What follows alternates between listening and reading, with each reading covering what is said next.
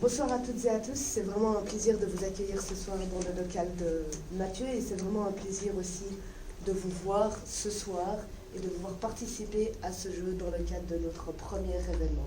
Ce soir, vous vous demandez certainement qui je suis. Je m'appelle Atta Dabour, je suis la présidente fondatrice de SHR, donc une association que beaucoup considèrent déjà comme une ONG.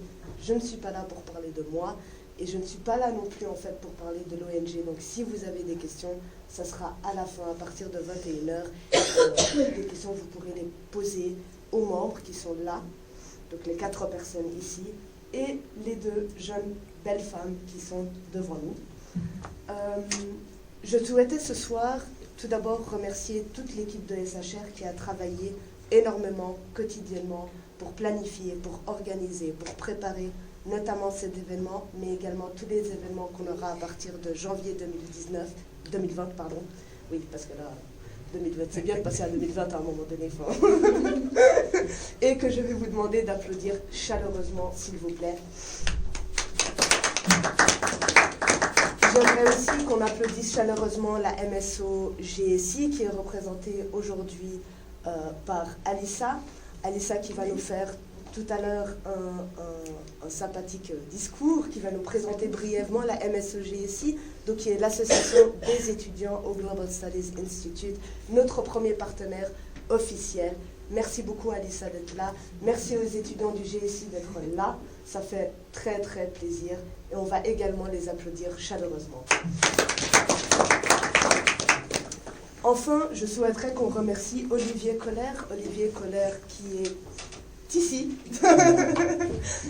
journaliste à la RTS au sein de la rubrique internationale et qui a bien voulu accepter de partager avec nous ses expériences du terrain et c'est un énorme privilège de vous accueillir ce soir. Merci beaucoup.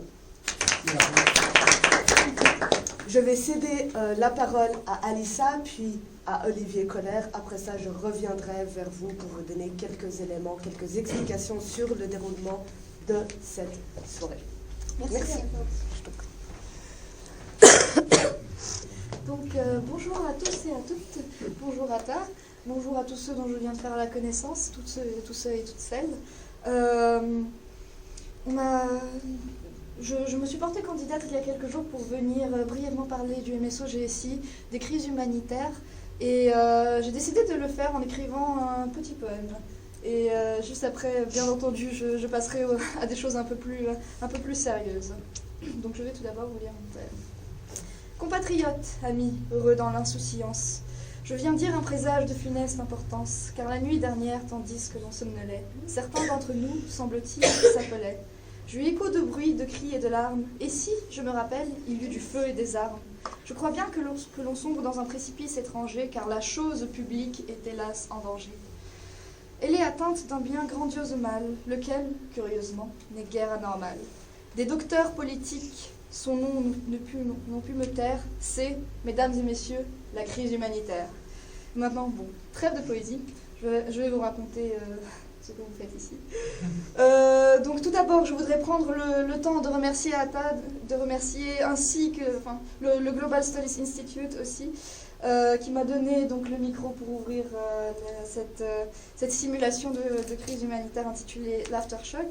Je m'appelle donc Alissa Gendieva, je me suis présentée tout à l'heure, je suis une étudiante de première année en études européennes au Global Studies Institute à l'Université de Genève. En fait, il s'agit pour ceux et celles qui se posent la question d'une faculté aux vocations internationales. Pour ma part, j'étudie aux études européennes, mais elles regorgent de nombreuses facultés, telles que les études africaines, les études du Moyen-Orient, un autre master intitulé études Russie et Europe médiane, ainsi que Global Health, dont les cours se donnent en anglais. Nous penchons dans le cadre de mon master, les études européennes, sur les questions liées à l'Union européenne, entre autres, ses institutions, sa défense, sa légitimité. Et pour faire la transition avec les questions de crise humanitaire par légitimité, bon, nous pouvons par exemple penser à la crise survenue en Libye après l'intervention de différents pays membres de l'Union européenne, comme par exemple la France, de Sarkozy ou la Grande-Bretagne, et ensuite de fil en aiguille la crise des migrants qui en a découlé, que l'Union européenne n'a pas su gérer du tout, ce qui a remis en cause sa légitimité et qui a donné cours à un certain euroscepticisme. Comment gérer ça? C'est ce que nous allons voir ce soir. Nous allons essayer de voir comment surmonter ce genre de crise. Les crises humanitaires peuvent être naturelles, politiques. Comment trouver un compromis entre la multitude d'intérêts, de questions éthiques, de dilemmes. Comment agir quand vos propres intérêts sont en jeu. Comme par exemple, en l'occurrence, si on reprend l'exemple de la Libye, la montée du djihadisme. Dans la plupart des cas, un nœud gordien, c'est-à-dire qu'on ne peut pas résoudre un problème dans l'immédiat à moins de prendre une décision radicale. J'ai également cherché une définition de la crise humanitaire et j'en ai trouvé une sur le site Coalition Humanitaire. Donc, une crise humanitaire est un événement ou une série d'événements qui constituent une menace sérieuse à la santé, à la sécurité ou au bien-être d'une communauté, d'un groupe de personnes sur une zone étendue.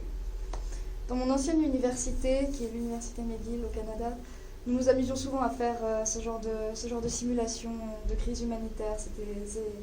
C'était très très instructif et très intéressant et je suis contente de voir qu'ici à Genève, nous en organisons également. Mais bon, je vais arrêter de parler et je vais plutôt céder ma place, céder le micro à Olivier Kohler. Olivier Kohler qui est journaliste à la RTS, comme l'a mentionné Atta, dans la rubrique internationale.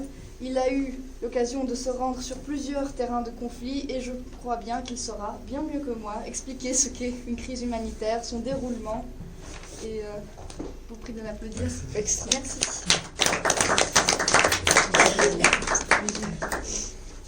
Bonsoir à tous. Merci à Mathieu de l'invitation, qui est un ami de longue date. J'ai quoi, un petit quart d'heure, hein, Mathieu, 10 minutes? Un quart d'heure. Non, mais tout a été dit, votre exposé était très instructif.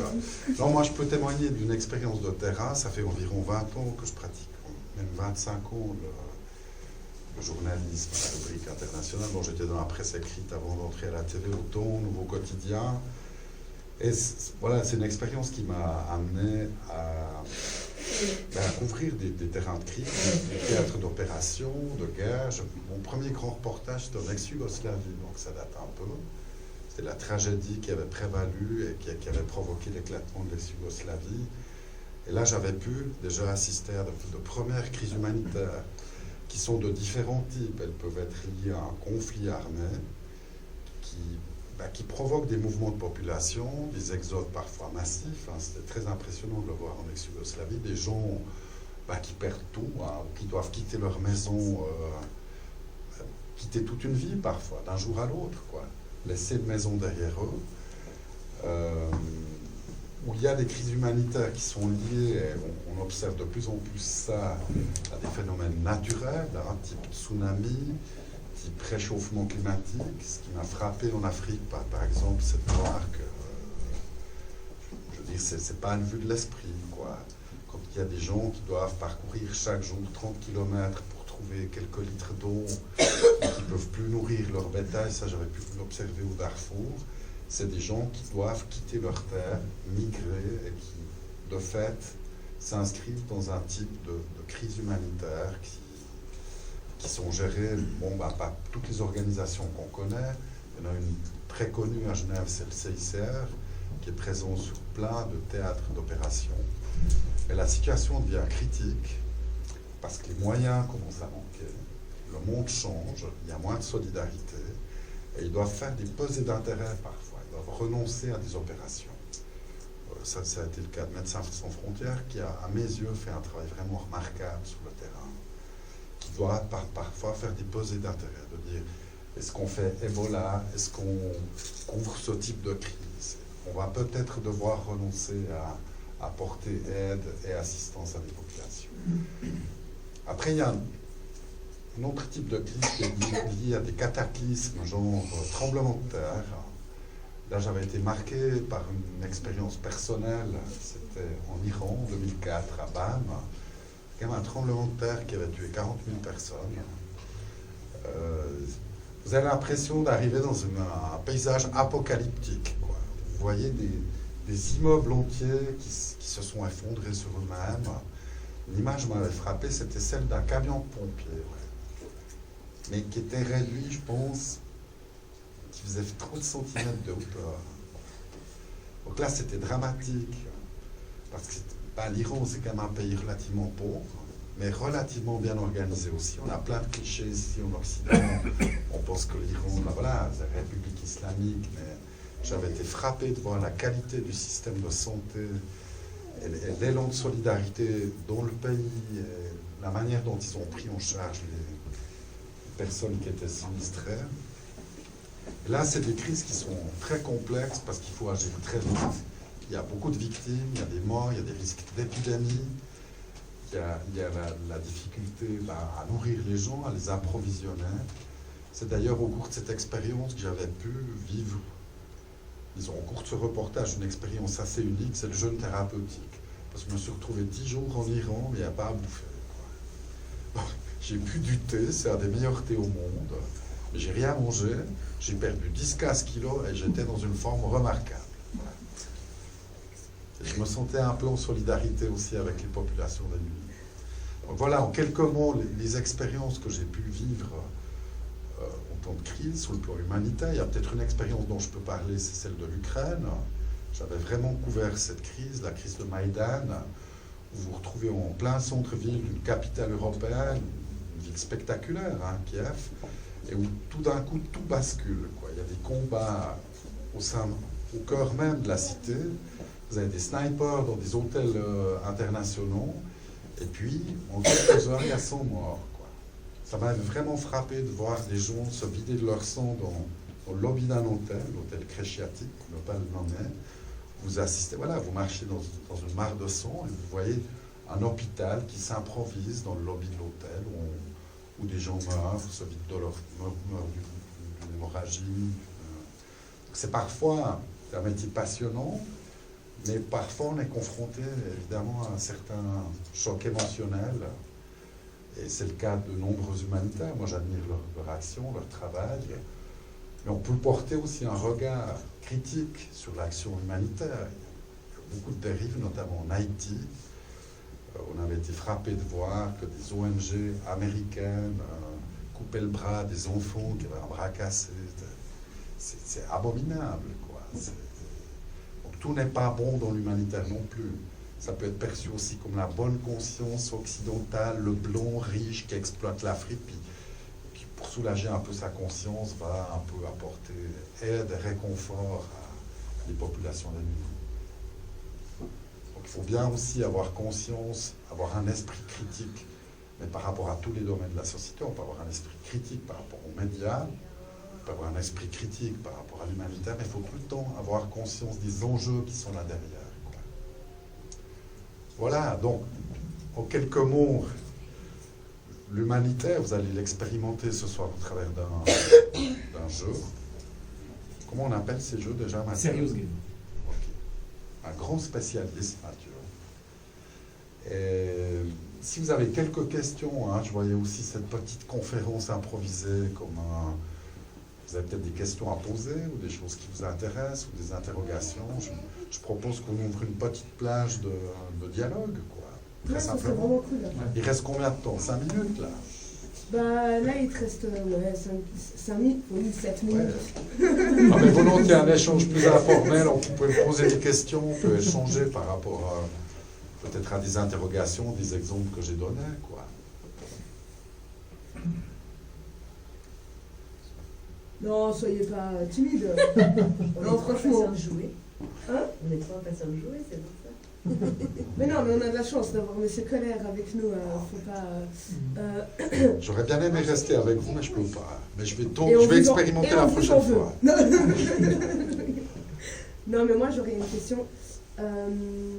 Comment est-ce que, dans les ONG de manière générale, quand on envoie des humanitaires sur les terrains, comment est-ce que cette préparation psychologique ou physique, ou peu importe en fait, se fait? Ben écoutez, il faut tout le temps bien commencer une fois. Donc parfois ils envoient des gens qui vivent leur première expérience, comme moi j'ai pu vivre mon premier reportage en ex-Yougoslavie. Mais je sais que, disons, au sein des organisations humanitaires, il y a un effort particulier qui est axé sur la formation. Donc il y a des simulations, hein, peut-être comme celle que vous allez vivre ce soir par ce jeu. Je sais qu'au CICR, on n'en voit pas comme ça les gens dans la nature. Je veux dire, ils ont une formation qui est assez longue. Ils sont aussi mis dans des conditions de conflit. Ici, dans la campagne genevoise, hein, il y a des camps d'entraînement, un peu comme à l'armée, où on les met en situation de prise d'otages, de tensions très vives avec les populations, ou confrontés à des situations réelles, type crise humanitaire. Il faut bien avoir conscience qu'une crise humanitaire, les gens n'ont plus à manger, n'ont plus à boire. Parfois, c'est très urgent, quoi. Ça peut provoquer effectivement des problèmes importants au niveau de l'organisation politique et très vite devenir des situations chaotiques, voire même dangereuses, quoi. Très bien, merci. Ouais, j'aurais une question aussi. Comment tu perçois que les médias sont acceptés par la population quand vous arrivez là? Ben, souvent, assez positivement, parce que les gens ont le sentiment qu'on va donner écho et relayer leur situation. Typiquement, dans une crise humanitaire, nous, on a couvert des crises quand il y avait des appels de la chaîne du bonheur. Donc ça permet de matérialiser, de visualiser, de faire comprendre à l'opinion publique qu'est-ce qui se passe réellement, quoi. Donc les gens sont plutôt ouverts, ils sont plutôt sensibles. Ils sont souvent aussi en état de choc. Ils sont dans des états presque de choc post-traumatique. Que vous avez perdu toute votre famille qui se retrouve. Voilà, donc de pouvoir parler, c'est aussi l'empathie du journaliste. De pouvoir parler, témoigner, dire, c'est des choses importantes. Et c'est clair que parfois, il y a certains confrères qui n'ont pas forcément sont pas forcément très délicats. Et ça ne se passe pas toujours très bien non plus. Après, ça dépend de l'attitude qu'on a, du regard, de l'empathie qu'on a vis-à-vis des gens. Et on est plutôt bien reçus. Oui. Est-ce qu'il y a encore Très bien. Je me demandais si vous aviez déjà eu des illusions lorsque vous vous êtes retrouvé, par exemple, sur une zone de conflit, quelque chose, des idées préconçues que vous aviez auxquelles vous étiez vraiment... C'est une très bonne question. Moi, j'aime pas fonctionner avec les idées préconçues et la bien-pensance. Donc, j'essaye d'avoir mon propre regard. Et puis, c'est bien qu'il y ait des diversités de regards, parce que c'est ça aussi le journalisme. Mais j'aime pas me limiter à des lectures de type Walt Disney avec le méchant et le gentil, puis d'avoir des visions très manichéennes en disant c'est le méchant Bachar al-Assad, c'est les méchants Russes qui envahissent l'Ukraine. Les situations sont souvent beaucoup plus complexes. J'avais pu voir en ex-Yougoslavie, la clé de lecture était de dire ben voilà, il y a un méchant tyran qui s'appelle Milosevic, puis c'est lui qui est en train d'entraîner toute une nation dans le chaos, à la terreur, quoi. C'est vrai qu'il faut avoir des visions qui sont diverses, qui sont plurielles, et je ne pense pas que si vous pratiquez ce métier, il faut partir avec des idées préconçues. Il faut être ouvert, et puis il faut aussi observer ce qu'on voit sur le terrain, quoi. Nous en avons malgré nous, je pense. Hein? Mais nous avons des idées préconçues malgré nous. Mais disons, il y a des grilles de lecture culturelles, elles sont normales. Je veux dire, on peut parler d'ethnocentrisme, c'est clair qu'on soit européen, genevois, ou coréen, ou africain, on n'a peut-être pas les mêmes matrices culturelles, le même regard sur le monde. Ça, c'est un élément. Après, au sein d'un même espace culturel en Europe, c'est clair qu'il y a des gens qui auront des lectures différentes, et heureusement, sur un événement politique. Pour vous donner un exemple, en Ukraine, quand on dit c'est des gentils pro-européens qui manifestent, qui vont avoir la démocratie en Ukraine, puis que vous constatez que sur la place Maïdan, il y a 4 néo-nazis qui chantent Sigaïl, puis si on ne montre pas ça, puis qu'on ne se pose pas des questions par rapport à l'émergence de ce phénomène, je pense qu'on est à côté de la plaque. Voilà. Et après, on peut se faire attaquer, parce que ce reportage, je l'ai fait, puis on m'aura dit, il est pro-russe, ce journaliste. C'est pas une vision pro-russe, c'est ce que j'ai observé. Voilà. Donc, il faut aussi s'attendre à avoir quelques critiques, parfois. C'est normal. C'est normal. Il nous reste 2 minutes. Est-ce que vous auriez une dernière question, peut-être? Sinon, moi, j'en ai une. Je ne sais pas si ça rentre exactement dans le champ de votre métier. Est-ce que ça vous arrive parfois dans cette situation de se sentir complètement impuissant? Ah oui, C'est ce que vous voyez? bien sûr. La désillusion, elle peut être celle-là aussi. C'est clair que d'assister à la misère humaine, la guerre, c'est pas beau à voir. Hein. Qu'on voyait des jeunes conscrits ukrainiens sur le front, carbonisés dans un char. La guerre, c'est violent. Et puis la détresse humaine, voilà, elle fait partie de l'histoire de l'humanité, mais c'est vrai que c'est dur. Donc vous avez l'impression qu'en faisant vos reportages, vous améliorez les choses ou pas? Ben, c'est un peu un idéalisme, je le souhaite. Je souhaite qu'on puisse, oui, sensibiliser l'opinion publique. C'est important de dire les choses, parce qu'il y a des choses, on ne peut pas tout dire du monde. Puis maintenant, on vit aussi une période où les médias, on en parlait avant avec Mathieu, mais pour des raisons structurelles, pour des raisons de mutation liées au monde des médias, la toute-puissance des réseaux sociaux, c'est vrai que les médias, entre guillemets, de masse traditionnels s'affaiblissent, ont peut-être moins de moyens, donc moins de moyens pour couvrir des crises, puis pour en témoigner.